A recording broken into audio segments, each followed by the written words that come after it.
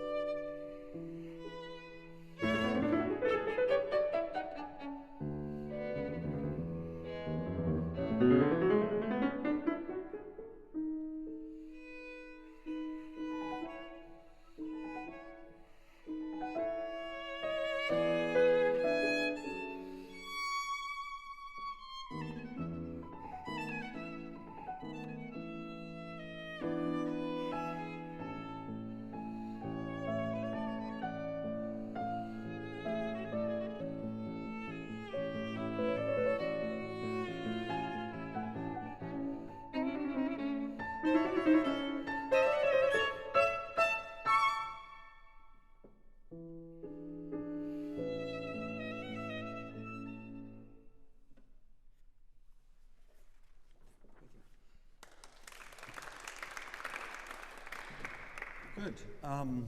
I don't know how much of it is that I'm sitting right where the piano is. But in terms of sound, I think we have to think in sonatas like this, be very aware of the fact that we have a tiny instrument and there's a huge instrument here.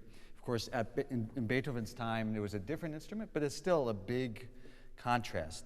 And what that means is I feel often that sound-wise, you're a little bit late, even though technically it's not late, but when you have entrances, I need it to kind of catch my attention.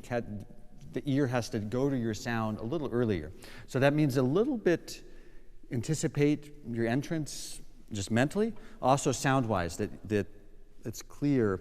Also think about, sound production on a piano is much more vertical than we kind of like to ease into things, which for some users is okay, but if we're playing together with a piano, sometimes that needs to have that clarity at the beginning of the tone.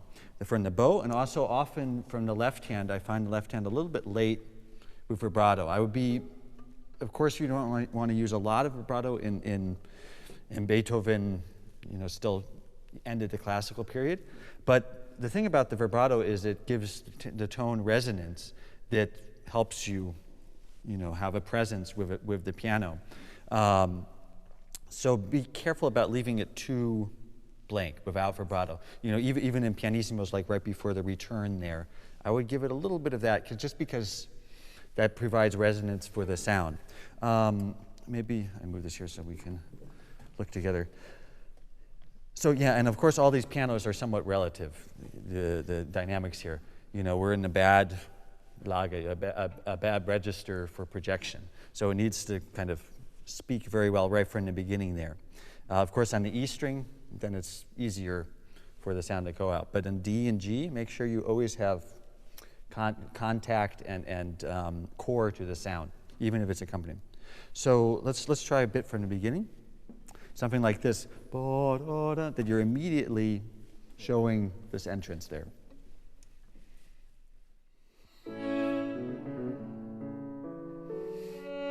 Yeah. And can you with the left hand? I mean, a little bit of life there.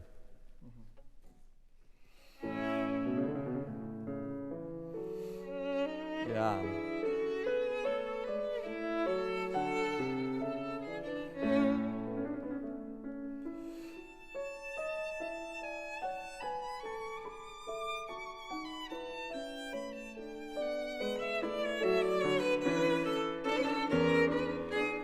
Yeah, good. And the crescendo, something like this, I think can have a little more of inevitability that it's going to get there. So here, and then you have a bit of a dance there. If we do two, it's very straight. So it really has this buoyancy there. Can we try once more from the beginning? At the end of this bow here, don't lose sound. Keep the sound going there. Good,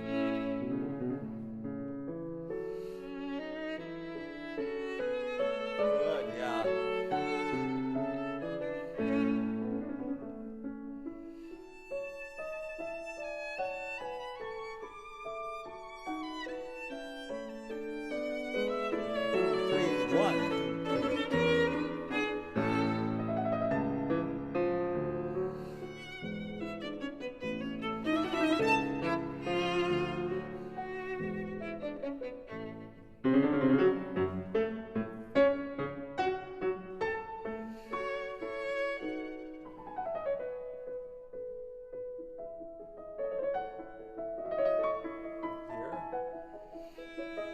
Not so much an accent. I think it's more of a preparation. I'm basically playing from the string. If I do, it's actually late, for our ear, and that's right here. Of course, you have to think way back into the hall when they're going to perceive that tone is coming out. So, good. Just from the second theme then.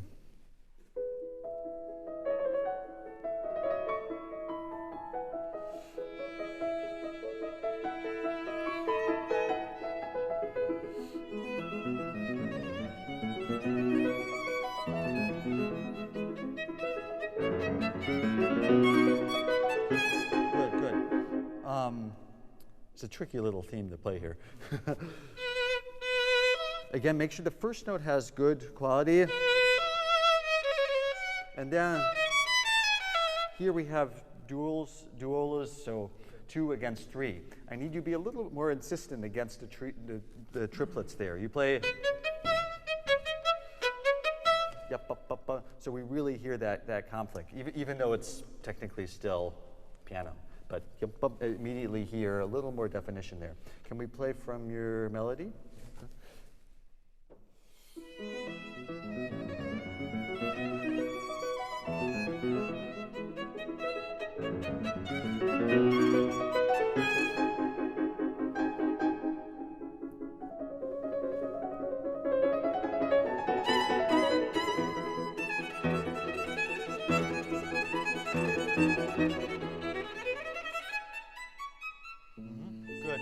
As you go down, generally the tendency is that we'll diminuendo as, yeah, so think actually crescendo down there.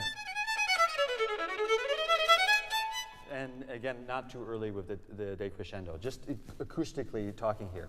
And I think this is a bit funnier here. That's sforzando.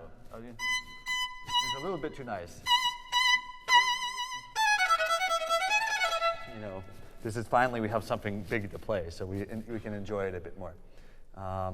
Where's a couple bars before that? Yeah.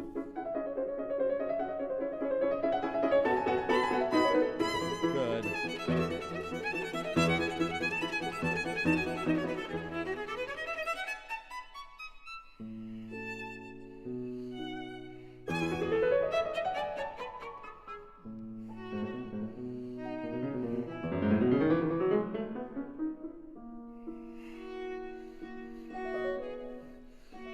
Yeah, something like that. Acoustically, if we play,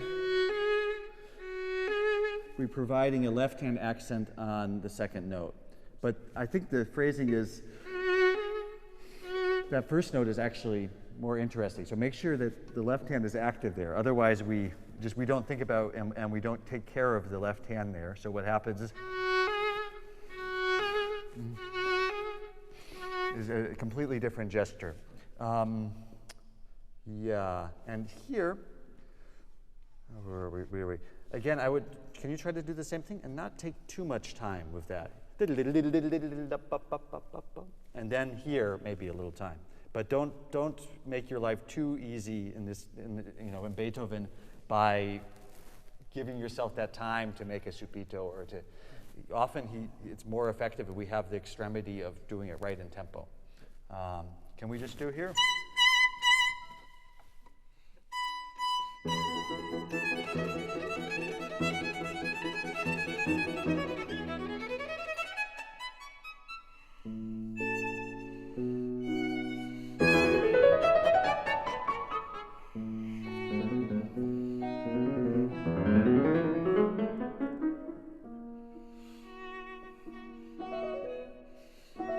Good.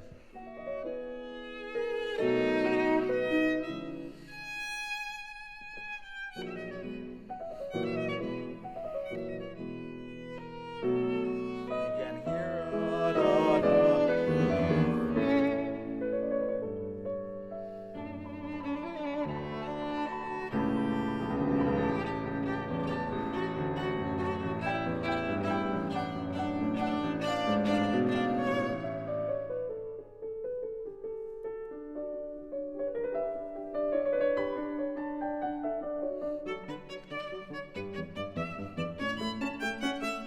Yeah. Can these dots, these staccatos, have a little more character? You try exaggerating this articulation. You play very nicely, but it's a little bit too nice. You know, we have to be a little extreme with these things to make it, again, come out to a big concert hall. Just a couple bars before that.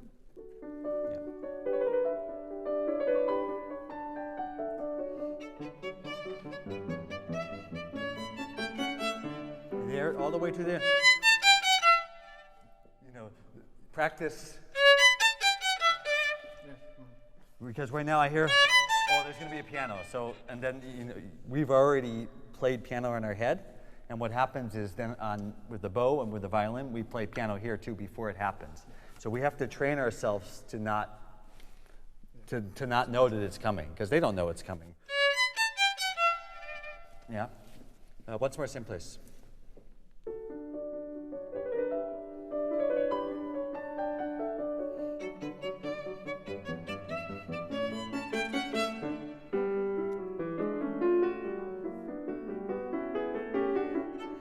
Yeah, something like that. To me, you're not completely present for the first note. You should have, okay, and I have to answer. I want you to be immediate. Yeah. Afterwards is good, but it needs to be to immediately catch our attention, both in terms of musical and emotional presence, and also sound. Otherwise, it's a little bit late to the game, and compared with the piano, then we don't really have a chance.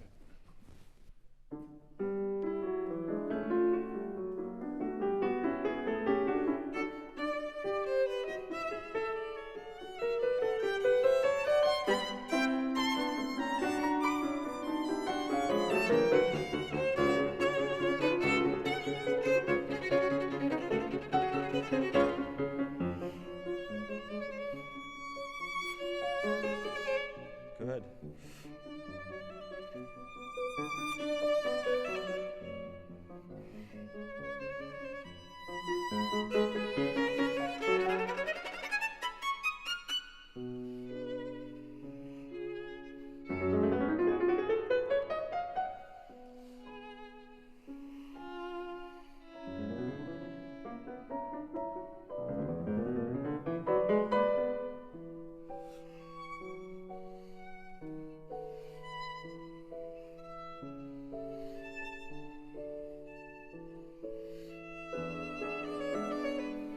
Yeah, and there, things like that, you can save even a little more.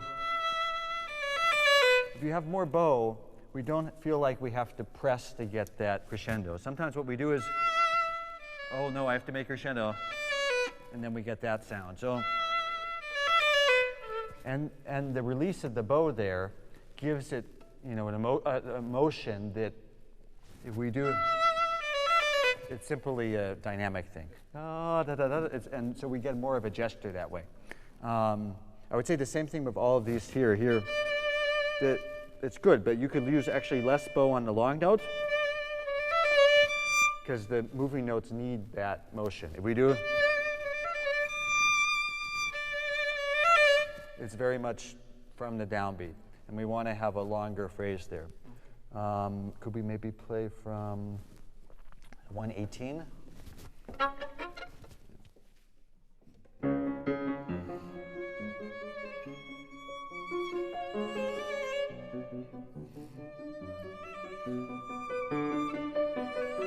Yeah, and if you want to have the crescendo, make sure that the one with the crescendo, that you really get to the frog at the beginning of that stroke, because otherwise you're making life even more of a challenge to get that crescendo.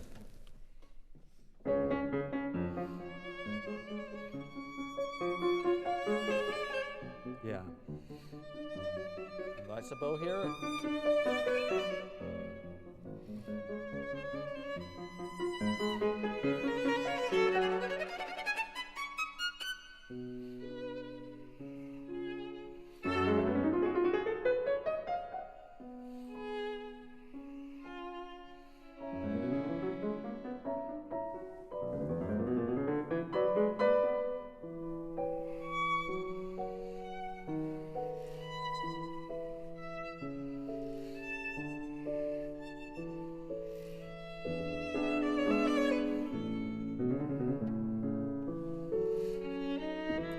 Yeah, it's good, but the left hand is sort of, oh, now I'm started.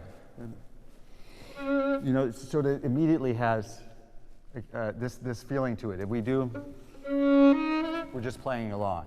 So it's a little bit, I don't know how to say, it needs in the rests while the piano is playing, don't let any kind of tension go away. It's almost like you're playing the piano part and then you come in with the violin part, but you don't kind of wait around and then, oh, okay, now I play. Because then sort of we lose the the attention to the violin part there. Let's, from the return, from the reprise.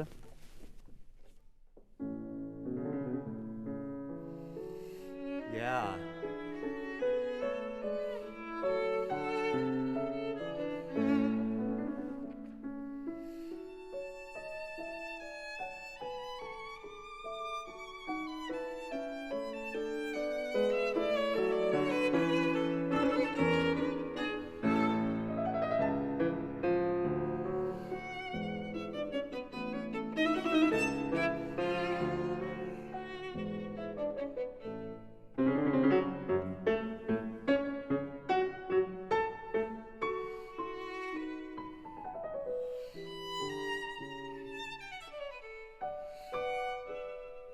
Good, good. Could we try once? This is very nice, but not taking time on each two-bar thing. Maybe on the last one. But you pass it back and forth, but we keep the long idea going. Yeah, because I feel it stops every 2 bars here.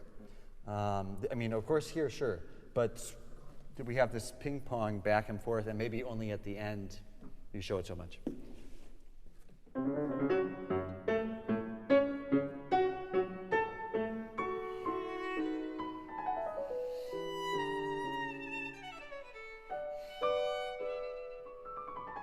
Yeah, and now we're back to A major. So that it all fits together. Otherwise, it's a little bit broken up again. So that's something I always look for is ways to keep a big idea rather than one important big idea rather than too many not so important small ideas. Is I think something always to look for. And I think it's been more convincing that way. Maybe we just try the very end.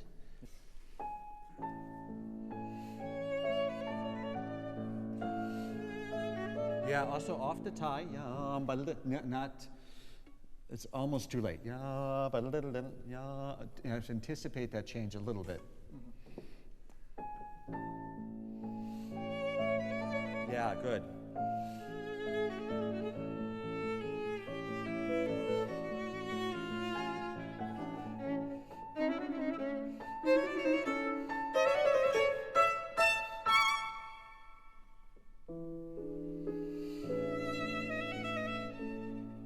Can we try a little more in tempo in the last 4 bars? Yeah. Maybe play the same thing again. That really helps. Yeah, that we think through it. If we think yeah, but a little, it gets broken up. A one bar phrase, a 1 bar idea.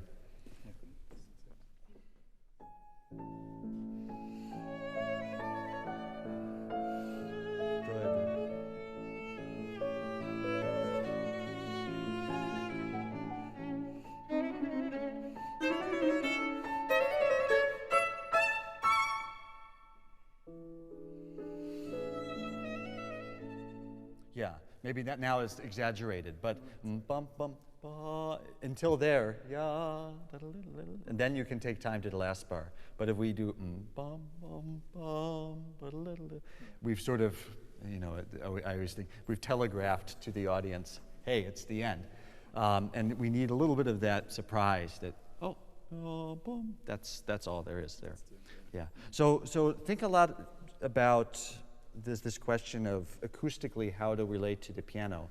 I think in Beethoven sonatas it's also useful to think about the sound production of how a piano makes sound, and sometimes try to play violin like a piano, you know, in terms of that clarity of attack and articulation, especially if you're playing a line together with the piano. And of course the pianist is also thinking the same of how to play like a violin, and that makes the real duo.